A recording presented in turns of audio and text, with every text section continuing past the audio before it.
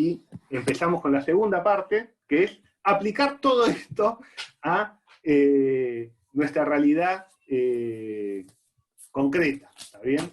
Por eso es que es la primera vez que damos este trabajo, ¿está bien?, de lectura y comparación de textos constitucionales. Quiero decirles que estoy más que gratamente sorprendido. No pude leer todos los trabajos, está bien, porque, bueno, los están entregando, los entregaron anoche, pero bueno, anoche yo me acosté, creo que a las, no sé, yo no sé a qué hora me acosté, pero me quedé leyendo varios de los trabajos. La verdad que estoy muy impresionado, está bien, con los trabajos que han presentado. La calidad es positiva, la argumentación, me parece que se lo han tomado en serio, que les ha interesado la propuesta y la idea. Así que, bueno, la idea es que escuchamos a ustedes ahora. La idea, pero podemos cambiar, también la idea es que, por ejemplo, la primera parte de la clase la subamos a YouTube en forma pública, podemos no subirla pública, está bien, como quieran, y esta segunda parte que ustedes van a opinar más, subirla en forma privada. Pero estás totalmente sujeto a, podemos subir todo como privado, o público, como ustedes quieran. Vamos a ir a el trabajo. Disculpen que no lo tengo. Pero bueno, básicamente el trabajo implicaba discutir o comparar los textos de la Constitución de 1860, de 1949 y la Constitución actual. En la primera pregunta, me interesaría empezar por escucharlos respecto de qué es lo que más les llamó la atención, que era la pregunta 1, si mal no recuerdo, de la Constitución del 49. Que la verdad que las respuestas que leí eran muy interesantes, les pido que sean sintéticos, pero simplemente impresiones, qué cosas les llamaron la atención de esa Constitución, si la habían leído antes, si sabían que existía, quizás ni siquiera sabían que existía,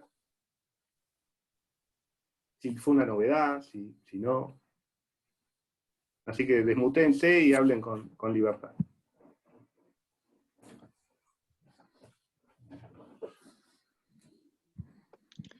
A mí por ahí, hola, antes que nada, a mí por ahí lo que me llamó la atención, que era algo que no me había cuestionado antes, o que por ahí implícitamente te lleva a pensar en términos monárquicos de alguna forma, es la parte del artículo 78, si no me equivoco, que establece que, bueno, que el presidente y el vicepresidente pueden ser reelectos de forma indefinida. Que bueno, que por ahí la primera impresión que genera, digo, sin estar muy sumergido en el debate, ni por ahí en el espíritu de la Constitución del 49, es esto que mencionaba antes, términos monárquicos, de alguna forma.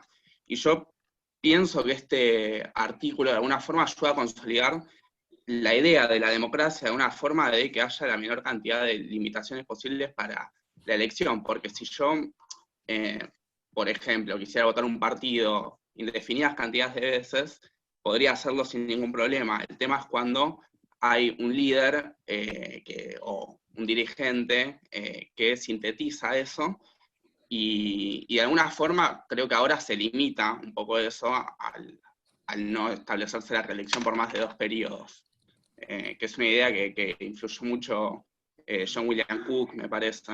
Y en ese sentido me llamó mucho la atención y lo valoro como algo positivo de esa Constitución. Como algo positivo. Ok. ¿Qué otras cosas? Muy bueno, Dante, la intervención. Vamos, después de escribir los quiero escuchar. Sí, Agustina. Yo había puesto que a mí me había parecido como bastante interesante el hecho de la diferencia, no me acuerdo en qué artículo está, pero que diferencia la enseñanza rural de la urbana, digamos, que yo siento que quizás en un sentido los pone en una relación, digamos, de, ¿cómo es esto?, de inferioridad uno con la otra, cuando la enseñanza para mí debería ser igual para todos, para que todos puedan contar con las herramientas de poder desarrollarse en el ámbito donde deseen desarrollar sus tareas. Y cómo es esto, igual O sea, lo pienso, digamos, también en el sentido de que quizás en los años 50 no era tan fácil salir del lugar donde uno donde había sido criado, donde había nacido, y que por eso también se legisló de esa manera, pero no me parece un aspecto muy positivo, que también me llamó bastante la atención. Y un aspecto, Agustina, de ese artículo sobre la enseñanza y la cultura, que vos no mencionás, pero que imagino que lo habrás leído, es que diferencia los roles del hombre y la mujer en el campo. Sí. ¿Está bien? Lo cual también marca, ¿no?, algunas, no sé si contradicciones, la visión, porque por un lado, la Constitución del 49 es revolucionaria en ese sentido, en el sentido de que establece la igualdad entre el hombre y la mujer en el matrimonio y la patria potestad. En ese momento era revolucionario, eso ocurrió recién en la década de los 80 después, ¿está bien? Digo, para ser justos con... Pero al mismo tiempo, ¿está bien?, tenía esta visión de los roles diferenciados en el campo. Además es interesante lo que vos planteás, porque parece como más puesto en el campo esa división de roles que de la ciudad. Uh-huh. Bien. ¿Qué más? Muy buena acotación. Hola. Sí, Marcos. ¿Se escucha? Había otra cosa que noté, ya que estamos por ahí encontrando esas cosas, que era menos receptiva también con lo que era la inmigración, ¿no? El artículo 30, si no me equivoco, como que el plazo para adquirir la nacionalidad era más largo, podía ser revocada, con lo cual si uno tenía que renunciar a la anterior, corría el riesgo de quedar apátrida, a lo mejor también. Eso también. Después sí, tiene cosas por ahí que también podemos notar como positivas, ¿no? Incluso a mí me llamó muchísimo la atención, creo que era el 29, que ya introduce el habeas corpus y un montón de cosas más, de derecho penal en rango constitucional, que también me parecieron bastante, en ese sentido, progresistas, como que tiene sus idas y vueltas, digamos. Muy bien, sí, tal cual. Tal cual, el habeas corpus es la primera vez que aparece en la Constitución, está bien, hasta ahí no tenía rango constitucional el habeas corpus en el artículo 29. El artículo 29 es como un manual de derecho de garantismo penal, está bien, están todas las garantías del derecho penal en el artículo 29, algunas cositas sobre jurisdicción militar bastante complicadas, pero tienen está bueno sí, verla. Está bueno ver la Constitución del 49 en toda su dimensión, porque y ver a su vez las diferencias. Me gustan hasta ahora lo que han detectado. ¿Qué más? No, perdón, volviendo al tema de la inmigración, yo había notado un aspecto negativo quizás, es que la redacción, digamos, que tiene el artículo, ahora no me acuerdo cuál es, que dice que los extranjeros tienen los mismos, sí, 31, que tienen los mismos derechos que los nacidos aquí, los nacionales, es que antes decía, hablaba sobre que los extranjeros que no hayan ingresado al país incumpliendo las leyes, decía como un requisito, digamos, para acceder a los derechos constitucionales, lo cual me parecía que era raro, digamos, porque no se le exige lo mismo a los nacionales, digamos, o sea, los nacionales pueden cometer delitos, sin embargo no se extinguen sus garantías constitucionales, sin embargo los extranjeros para ingresar tienen que no cometer delitos para poder acceder a esos derechos, lo cual es totalmente desigual, digamos, ¿no? Y bueno, y ahora actualmente ya no está esa parte del artículo. Y con respecto a los militares también había algo interesante que decía, para armarse a la defensa de la patria, a lo último decía algo sobre que para ejercer algún rango militar o civil tenían que jurar sobre las garantías, de proteger las garantías de la Constitución y respetar los derechos establecidos en ella, cosa que ahora no está, lo cual me parece importante considerando casos como los de Facundo y abusos policiales y de la gendarmería que todavía pasan, y es terrible. Uh-huh.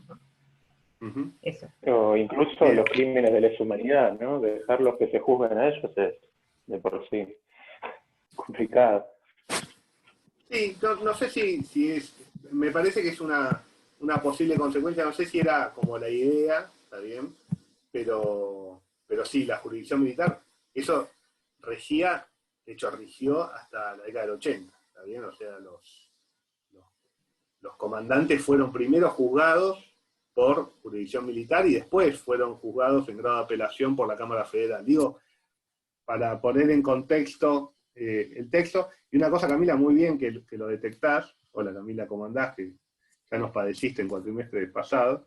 Es que lo que va al artículo es que ingresen legalmente, no que no cometan delitos, eso creo que está más abajo, sino que ingresen legalmente. O sea, como que los inmigrantes ilegales tendrían un estatus inferior, también no tienen los mismos derechos que los inmigrantes legales, que es una intuición, entre comillas, muy extendida hoy, ¿está bien?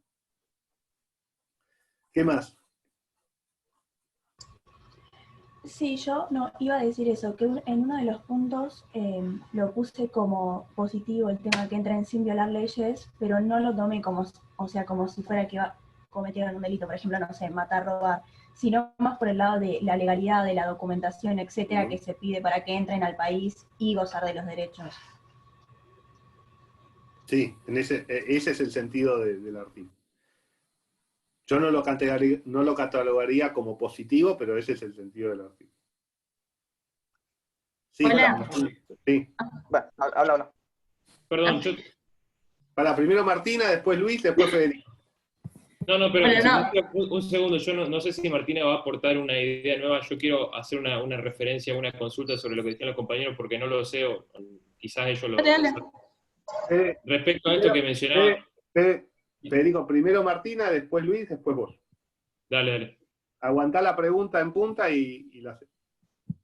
No, lo que quería mencionar es cómo se nota diferente en esta constitución de las otras, crea toda una nueva concepción, en donde se incluye de alguna manera mucho a la población en la sanción y en la reforma misma. Cómo se lo piensa también mucho desde la democracia de los griegos, viste que la democracia de los griegos hablaba del tema de que democracia era participar de lo público, lo político. Entonces, cómo cuando le damos a la población todo contrario de lo que pensaban antes de que porque una persona era miope y nosotros teníamos solamente lo que sabían, tenían que crear las leyes y poner los límites, y cómo cuando uno se los incluye en mismos derechos de lo que incumbe, cómo se llama? Cómo reanuda mucho el que la población participe en la misma, cómo hace eso, incentiva a que participen. Eso veo como muy positivo de una constitución a la otra, donde estábamos constituidos de una oligarquía que la única que decidía era la iglesia y los de altos rangos. Entonces me parece como que cambia mucho el tema del trabajador, de cómo se le da una posición en la sociedad, y bueno, y cómo también a la mujer se la empieza a reconocer como igual a la par del hombre. Y yo también hice una comparación mucha porque puse también lo que Alberti consideraba que la mujer debería hacer en las bases, creo que era la página 86 que hablaba de la mujer, y que decía como que la mujer no se tiene que basar en nada excéntrico, sino que en punto que tenía que ser una señora, que tenía que estar considerada para lo privado, o sea, para la familia, y bueno, como si ahora se la coloca en un rango de que puede participar de lo público, todavía no totalmente aceptado, pero cómo se la empieza a reanudar, ¿viste? Comienza como nuestra lucha en ese sentido. Eso me parece que llamó mucho la atención. Ok, bien. Luis. Tomando que decían los anteriores compañeros, ¿no? Que tenía un tinte muy nacionalista, me pareció, la Constitución esta del 49. Que los extranjeros ilegales no tenían los mismos derechos civiles, que los buques no podían pasar por los ríos a menos que sigan las leyes, o si el Estado cree que no peligraban la seguridad o el bien común, no podían hacerlo, que por ejemplo para el cargo de presidente, que en todas las constituciones dice que hijo que haya nacido en el exterior puede postularse, pero en esta se lo saca también. O sea, es una idea muy, en mi opinión, nacionalista. Y otra cosa también que me llamó mucho la atención, todo el conflicto en su sanción que hubo. Que la mayoría de las personas, que lo que estuve leyendo, ¿no? Se pelean con eso por los requisitos que no cumplieron, que creen que no cumplieron con el artículo 30, ¿no? En su parte. Que dentro de lo que estuve leyendo más o menos, la parte que decía que qué materia se va a reformar y y que la declaración que hubo, por lo que estuve leyendo, entendían que se aplicó eso con la ley número 13.233, pero que después con los cupos hubo el problema, que no llegaron a terminar los 2/3. Bien, si quieren, hay una aclaración. Efectivamente, la Constitución del 49 fue la primera en donde se discutieron cuestiones de legalidad de la reforma en sí, ¿está bien? Algunos pensamos de que esas discusiones se dieron por el contenido de la Constitución, por eso es dable leerla, ¿está bien? Y no tanto por la forma, porque, como habrás leído, Luis, también, una discusión primera es el artículo 30, que está en un video que tienen en el canal, exige las 2/3 partes de los miembros del Congreso para sancionar la reforma constitucional. Entonces se discute si esos 2/3 son de la totalidad de los miembros o de los miembros presentes. ¿Está bien? La Constitución del 49 se sancionó sobre los 2/3 de los presentes, de la mayoría de los presentes, faltaban 3 diputados. ¿Está bien? De hecho, es bastante interesante. Una aclaración a eso que me llamó la atención, porque también cuando reformaron esa parte, lo de la reforma constitucional, lo aclararon en la del 49, aclararon que 2/3 de los presentes. Y ahora la nueva es en el total, en la vigente. Lo dice. No, la nueva no dice nada. ¿Está bien? No, dice de los miembros, verdad. Dice de los miembros como la anterior. Disculpa. La Constitución histórica dice las 2/3 partes de los miembros y lo deja y no lo define. Y tiene un problema de interpretación porque la Constitución, cuando quiere decir que se cuenta sobre los presentes, dice sobre los presentes. Cuando quiere decir que es sobre la totalidad de los miembros, dice la totalidad de los miembros. Con lo cual no es que cuando no dice es sobre los totales o sobre los presentes. El artículo donde no dice es en el 30. Para mí, ¿está bien? Es porque lo dejaron abierto a propósito los para la reelección. Pero a lo que voy es... Me parece extraño que no lo hayan aclarado ahora en la más nueva, ¿no? En la del 94, la vigente. Bueno, me parece extraño eso. No es tan extraño, lo vamos a ver. No lo reformaron porque una de las condiciones por las cuales se habilitó la reforma era que no se pudiera tocar ningún artículo de la primera parte de la Constitución. Y el artículo 30 está en la primera parte de la Constitución. Pero bueno, esas son por los acuerdos políticos que habilitaron la última reforma constitucional. Pero lo que sí es interesante es esto que marcás, Luis, que es la primera vez que se discute esta legalidad, y es interesante ver en perspectiva, porque la Constitución de 1860 no se habían dado las 2/3 partes de los miembros totales, de hecho fue en violación a la Constitución anterior, y en la Constitución, la reforma de 1898, tampoco se había sancionado sobre la mayoría de los miembros totales. Únicamente se había sancionado por 2/3 partes de los miembros totales en 1866, con lo cual, y hasta ese momento nunca se había discutido eso, ¿está bien? Con lo cual, es como un poco extraño de que sea ilegal por eso, cuando había habido reformas anteriores de esa misma forma, y no se había discutido, y a su vez, que se la repute como antidemocrática por eso, cuando fue la primera constitución en la cual se eligieron democráticamente sus convencionales constituyentes, con exclusión de las mujeres, que no votaron en esa votación todavía. La primera votación en donde van a participar el colectivo femenino es en la de 1951, está bien, en la elección para presidente, que se sanciona el voto femenino en el marco de esos cambios de la Constitución, etcétera, pero no se llega a implementar en la votación de 1948. Pero la verdad que en un punto era como la más democrática hasta ese momento, porque era la única donde había participado la población activamente para votar a los convencionales constituyentes. Sí, Fede, perdón. No hay problema. Yo no quería, con esto del Zoom es difícil como debatir. Mi consulta era a los compañeros que habían mencionado lo de los derechos políticos a los extranjeros, y yo no encontraba, creo que igual ahora encontré dónde está el punto, pero porque en la Constitución de 1860 básicamente no había derechos políticos para extranjeros ni para argentinos. Entonces, no sabía dónde estaba, o sea, comparándolo con la actualidad, sí, podría verse la Constitución del 49 como, en algún sentido, retrógrada respecto a eso, pero no sabía cómo estaba comparado, pero ahora creo que si lo combinás la Constitución del 1860 con la Ley Sáenz Peña, de ahí surge el periodo que tenían para poder votar los extranjeros, que la Constitución del 49 vino a extender, y creo que ahí entendí el punto de los compañeros, mientras, me parece que era eso.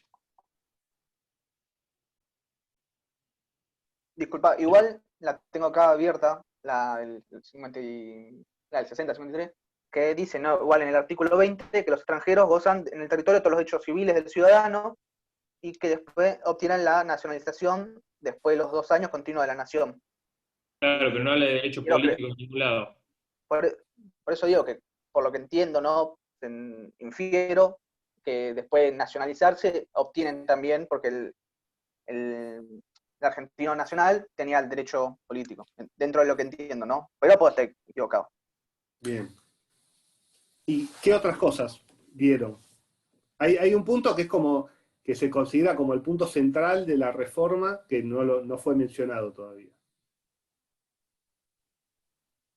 Puede ser la función social de la propiedad privada, por ejemplo, que o sea, cambia radicalmente digamos, la perspectiva que se tenía, porque en ese momento, o sea, desde la concepción, digamos, de la Constitución, siempre hubo una perspectiva muy liberal respecto a la propiedad privada, y hoy en día persiste, digamos, ¿no? O sea, hoy en día la propiedad privada es un derecho inviolable, como dice, ¿no?, en el artículo 17, si no me equivoco. En ese momento no decía que era inviolable, justamente decía que la propiedad privada estaba, digamos, bajo la potestad del Estado y que se podía intervenir de la forma que el Estado considerara correspondiente para asegurar un bien común de alguna manera. Eso para mí, no lo mencioné en ese momento, pero también me pareció lo más fuerte, digamos, porque hoy en día la propiedad privada es un derecho que es muy prevalente, digamos, es como que se le da mucha importancia actualmente, y en ese momento hubo otra visión totalmente distinta, y bueno, se borró de la historia, digamos, ¿no? Como que parece que nunca pasó eso. Y nunca se volvió a discutir, creo, tampoco. No hay mucho debate respecto a eso. Bueno, ahora capaz que sí, pero hubo mucho tiempo que no se lo volvió a cuestionar, digamos, ¿no? O sea, de alguna manera.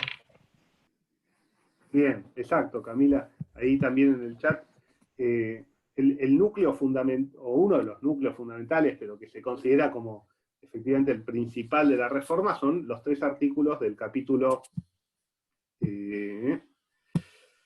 4, que son los artículos 38, 39 y 40, que son todos los que regulan la matriz económica de la Constitución y la ideología de esta Constitución, que se resume en la función social de la propiedad y el capital. ¿Está bien? Efectivamente, otro núcleo de contenidos que llaman la atención son, como dice Sofía, la intervención del Estado en la economía, que es parte de este bloque, ¿está bien?, de estos 3 artículos, y otro bloque, como bien dice Jazmín, es la incorporación de los derechos sociales, ¿está bien? Pero los de los derechos sociales es propio también fue rupturista, pero a su vez fue lo único que quedó en la Constitución después en el 57, muy lavado, está bien, en un artículo 14 bis, medio colgado del pincel, que todavía es lo que tenemos, pero fue algo que luego fue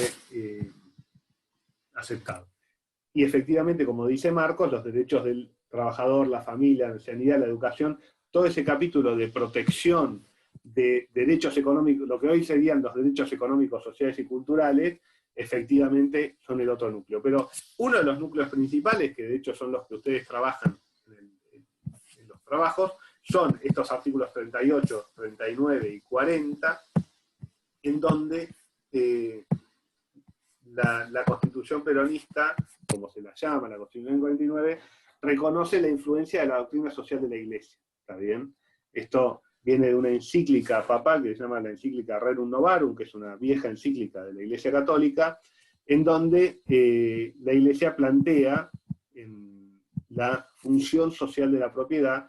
Ustedes imagínense que esta Constitución se da, porque es raro si no, esta Constitución se da en el año 48-49. habíamos terminado la Segunda Guerra Mundial hacía 2, 3 años. Esa guerra mundial fue la que salvó al mundo del nazismo y del fascismo, ¿está bien? Se ganó en gran parte, preponderantemente por la alianza de los 3 países aliados, los Estados Unidos, Gran Bretaña y la Unión Soviética, y de lo que estamos hablando, y el peso fundamental de la victoria sobre la Alemania nazi la corrió la Unión Soviética, ¿está bien? O sea, fue el país que más muertos sufrió en la Segunda Guerra Mundial, 21 millones de soviéticos muertos por los nazis, y fueron la principal causa de colapso militar de la Alemania de Hitler. El comunismo estaba en plena expansión en el mundo, ¿está bien? O sea, la Unión Soviética tenía un rol de primer orden en la escala internacional, dominaba de hecho la mitad de Europa, todo lo que es Europa del Este, todavía no estaba la cortina de hierro va a venir después de la muerte de Stalin, en la década del 50, y estaba triunfando la Revolución China, también de Mao Zedong en Asia. El comunismo era el futuro de la humanidad, uno de los posibles futuros de la humanidad, y era motivo de terror por parte de las clases dominantes de Occidente. ¿Está bien?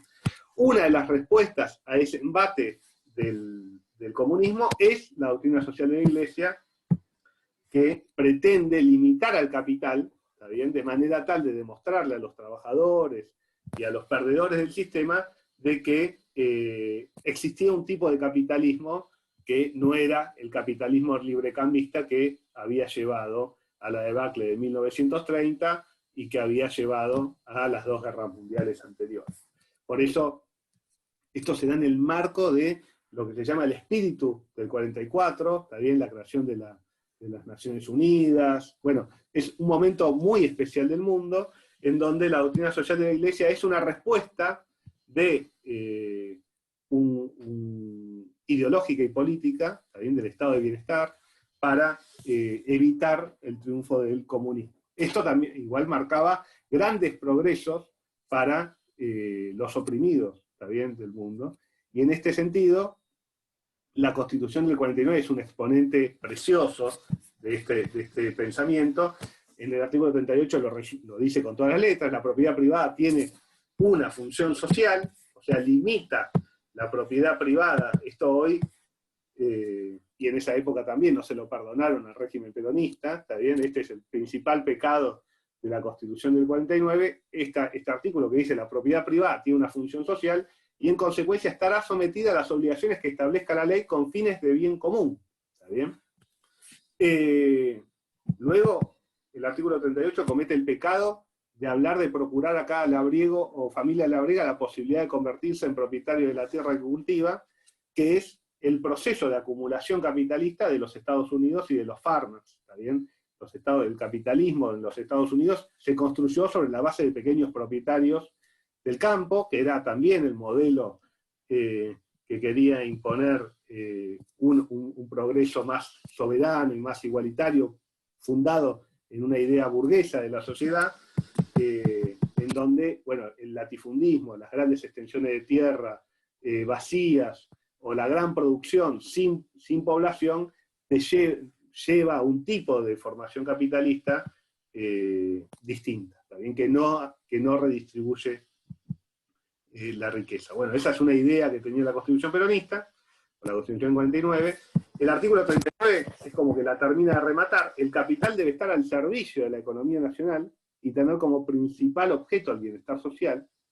Esto va de retro Satanás para el neoliberalismo actual, ¿está bien? Y esto, tengan en cuenta, porque algunos de ustedes pueden pensar que esto es comunismo. Esto es contra el comunismo, ¿está bien? Esto es capitalismo, es la respuesta de un sector del capitalismo a las ideas del comunismo.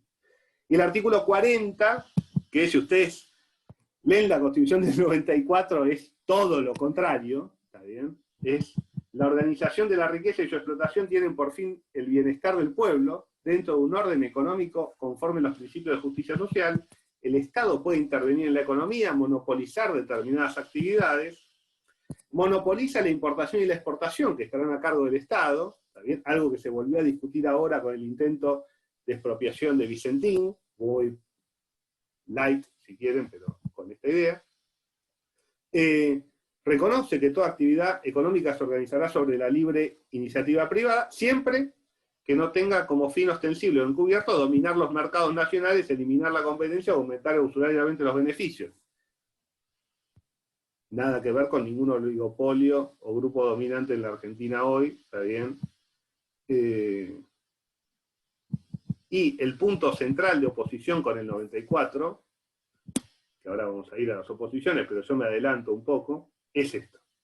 Los minerales, las caídas de agua, los yacimientos de petróleo, de carbón y de gas, y las demás fuentes naturales de energía, con excepción de las vegetales, son propiedad imprescriptible e inalienable de la nación, con la correspondiente participación en su producto que se convendrá con las provincias. Primero, propiedad imprescriptible e inalienable de la nación de todos los yacimientos minerales hidrocarburíferos de la Argentina.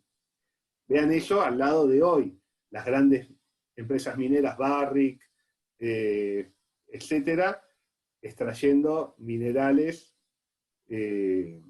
a simple declaración jurada, está bien, sin ningún rédito para la sociedad argentina. Acá, propiedad de la nación. Y, imagínense, los servicios públicos pertenecen originariamente al Estado y bajo ningún concepto podrán ser enajenados o concedidos para su explotación. Vean el proceso de extranjerización y de privatización producido luego de la década del 90, y que bendecido por la Constitución del 94, como dos regímenes, entre comillas, peronistas, ¿está bien? Cómo se confluye.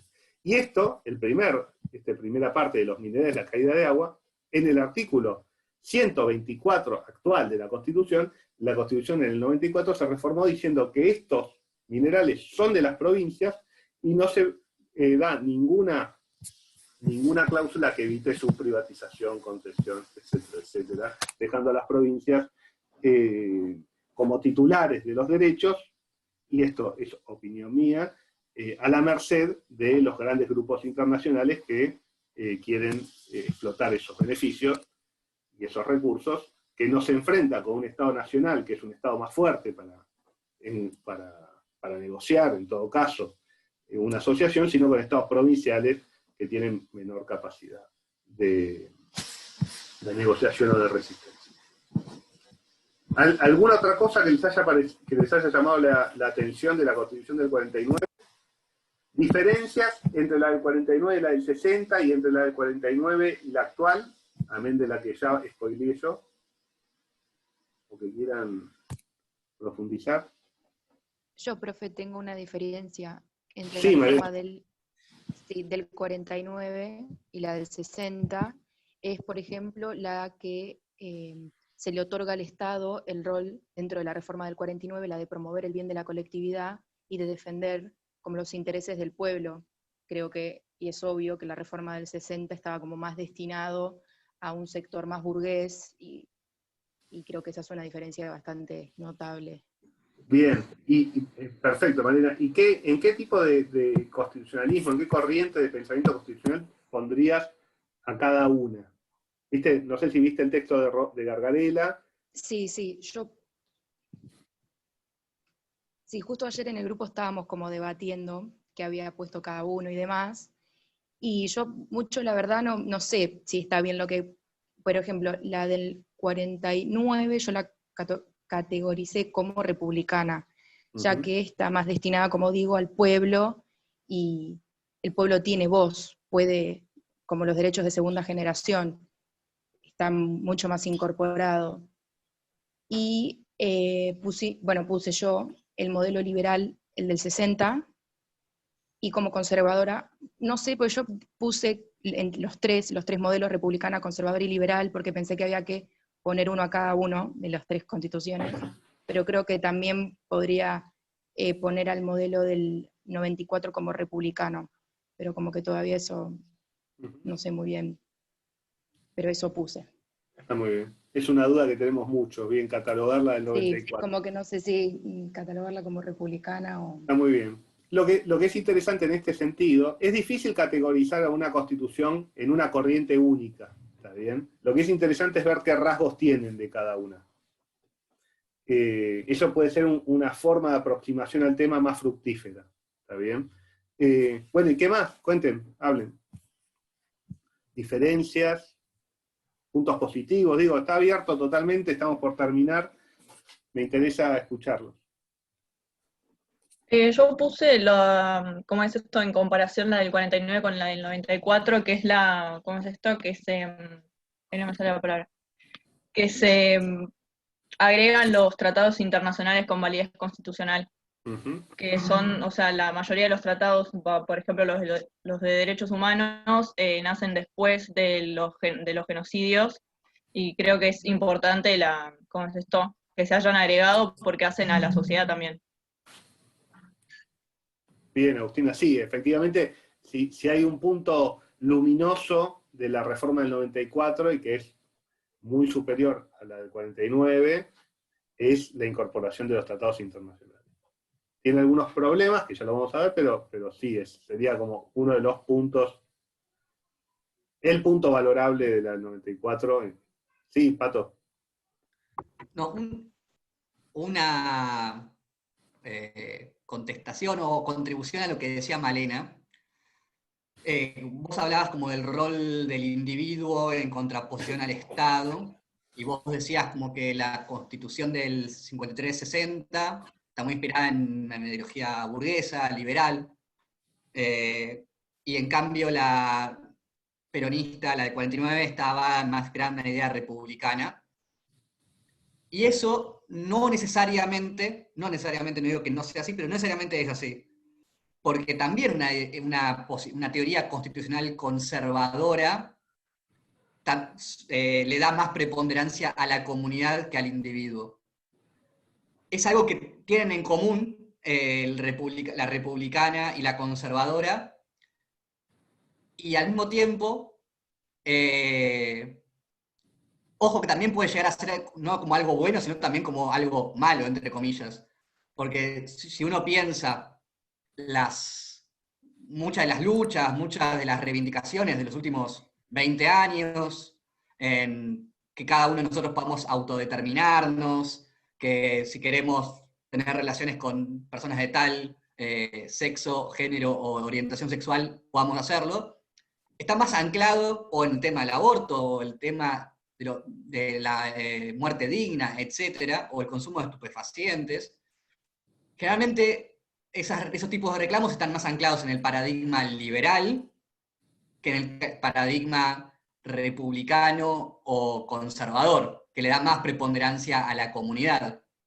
Entonces, simplemente no asociar a veces como liberal con burgués, aunque tal vez sí tuvieron en algún momento alguna coincidencia histórica, pero el ideal liberal, el ideal conservador y el ideal republicano trascienden a los actores que le dieron carne en algún momento. Hoy el ideal liberal está en parte sostenido por el feminismo. Discutible eso también. Pero, bien, ¿qué más? Profe, Sí. ¿se escucha? Sí, se escucha perfecto. Vi otra diferencia en la del 49 y la actual, que sería la del 94, que es con respecto, lo habían nombrado antes, que la del 49 hablaba del habeas corpus y del debido proceso también, como en un párrafo bastante grande, y me parece que la actual agrega garantías constitucionales como el habeas data y el amparo, y bueno, me parece como una diferencia también en cuanto a las garantías, lo que agrega la actual, digamos. ¿Algo más? Yo encontré otra. Sí, Clara.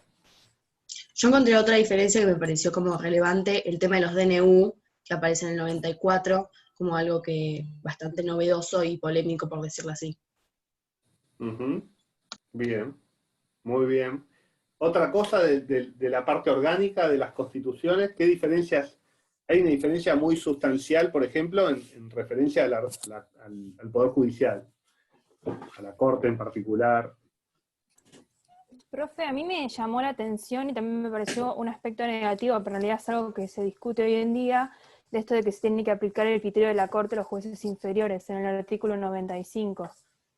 Porque para mí me parece como que afecta a la independencia judicial del juez de decidir en el caso concreto, y además al comparar los casos, cuando el juez recibe los casos, dependiendo qué criterio use, va a decir si es análogo o no, entonces también me parece medio subjetivo el decidir si aplica o no el criterio de la Corte. Excelente, Sofía. Ese artículo de la Constitución del 49, les pido que lo lean, ¿está bien? Para la clase que viene, que es donde vamos a ver control judicial. No, la otra clase, vamos a ver la otra. Pues les comento. Ahora van a tener un trabajo sobre reforma constitucional y supremacía constitucional, ¿está bien? Que se los vamos a subir al campus. Luego van a tener una semana de descanso, no va a haber trabajo práctico. Así que pueden festejar o dejar de putearme una semana, ¿está bien?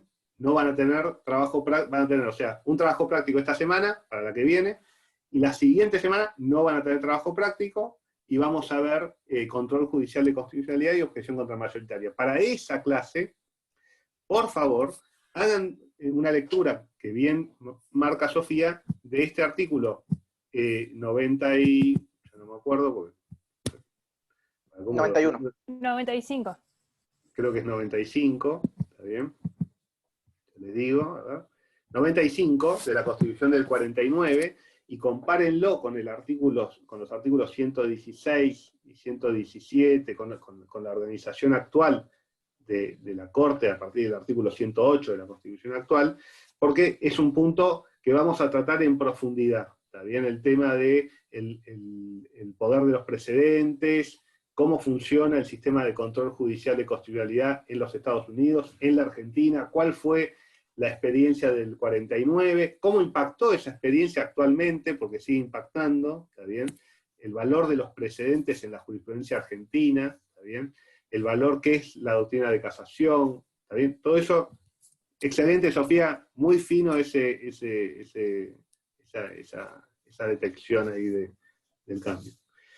En la clase que viene, porque se nos está extendiendo un poco, les agradezco que no se hayan ido en masa, sé que tienen que cursar otras cosas, hacer otras cosas. En la clase que viene vamos a como terminar de cerrar un poco esto de las corrientes liberales, conservadoras y radicales o republicanas. Vamos a seguir un poquito usando este trabajo, la Constitución del 49, del 60, del 94, para ver qué cosas, porque por ejemplo, esta es una opinión mía, la Constitución del 49 tiene contenidos republicanos, pero yo no la definiría plenamente como republicana, ¿está bien? Tiene varios puntos conservadores, ¿está bien? Tiene algunos puntos liberales, de hecho el artículo 19 lo mantiene tal cual. Entonces, ahí hay un intento de hacer un tipo de acuerdo entre corrientes distinto al de 1860, donde claramente, lo marca Gargarella, con razón entiendo, hay un pacto muy fuerte entre liberales y conservadores que dejan afuera al pensamiento radical, democrático, ¿está bien? En el 49 eso es más, es distinto, pero el pensamiento conservador está ahí, ¿está bien? Y en algunas cosas más fuerte que la del 60, ¿está bien? Porque justamente las fuerzas liberales del 60 contenían algunos impulsos conservadores de ese momento, que no están traducidos de la misma manera en el 49, el contenido conservador del 49 es distinto, ¿está bien? Y tiene algunos puntos de contacto, como bien marca Patricio, con el pensamiento republicano, porque ahí hay algunas cosas del pensamiento republicano y conservador, algún puntito respecto del valor de lo colectivo, que tienen un punto de contacto, entonces hay veces que, claro, exacto, Sofía, pero también tiene un punto ultra republicano y liberal, cuando dice que las mujeres son iguales que los hombres en el matrimonio. Por eso es contradictorio a su vez, y se ven las distintas corrientes en tensión dentro de una constitución, que es algo que vamos a explorar durante todo el curso, ¿está bien? Así que vamos a empezar la clase que viene terminando este tema, ¿está bien? y luego le vamos a dar menos tiempo que lo que le dimos esta clase a Constitución y Democracia, y después nos vamos a meter de lleno en lo que es reforma constitucional, poder constituyente y supremacía constitucional a través de la resolución del trabajo que les vamos a subir al campus y también al Drive, para que sigamos con el curso. Yo les agradezco muchísimo, estoy muy contento, muy motivado, todo el equipo creo que estamos muy motivados y muy contentos de escucharlos, de leerlos, ¿está bien? Estoy gratamente sorprendido por lo que he leído, por lo que escucho de las intervenciones de cada uno de ustedes, así que los felicito, les agradezco, nos da mucha fuerza a nosotros para seguir, y les pido que no aflojen, y que, bueno, que tengan una muy buena semana, y nos vemos el miércoles que viene. Les mando un abrazo grande.